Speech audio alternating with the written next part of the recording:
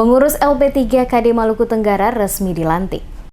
Bupati Maluku Tenggara Taher Hanubun melantik Badan Pengurus Lembaga Pembinaan dan Pengembangan Pesparani Katolik Daerah atau LP3KD Kabupaten setempat periode 2019-2024. Pelantikan pengurus LP3KD Maluku Tenggara yang berlangsung di Gedung Katolik Center Langgur dihadiri oleh Uskup Amboina Monsinyur Petrus Canisius Mandagi, Wakil Bupati Malra Petrus Berwatwarin, Kapolres Malra dan Lanal Tual dan Lanut Dumatubun Langgur, dipimpin OPD serta biarawan dan biarawati. Bupati dalam sambutannya menyampaikan semboyan dari Langgur untuk Indonesia yang digelorkan pada Pesparani 1 tingkat Provinsi Maluku tahun 2008 dan Langgur sebagai tuan rumah telah menghasilkan kelompok-kelompok paduan suara yang baik serta pewarta-pewarta firman Tuhan yang baik. Selain itu, Langgur tercatat dalam sejarah sebagai pencetus Pesparani yang kini ditetapkan sebagai ajang tingkat nasional. Hal ini sebagai dasar pembentukan LP3KD yang bukan saja sebagai wadah terhimpun, tetapi juga sebagai lembaga pembina musik liturgi maupun upaya untuk meningkatkan iman Katolik di Maluku Tenggara. Menurut Bupati, pemerintah daerah memiliki komitmen yang kuat untuk bersama-sama dengan hierarki Gereja Katolik maupun organisasi keagamaan lain, diantaranya MUI, Klasis GPM, dan PHBI untuk bersama-sama Pemda bergandengan tangan membangun daerah ini lebih baik. Selain kelompok-kelompok keagamaan, Pemda juga bersama dengan komunitas-komunitas adat KEI, sehingga filosofi tiga tungku AK yakni adat,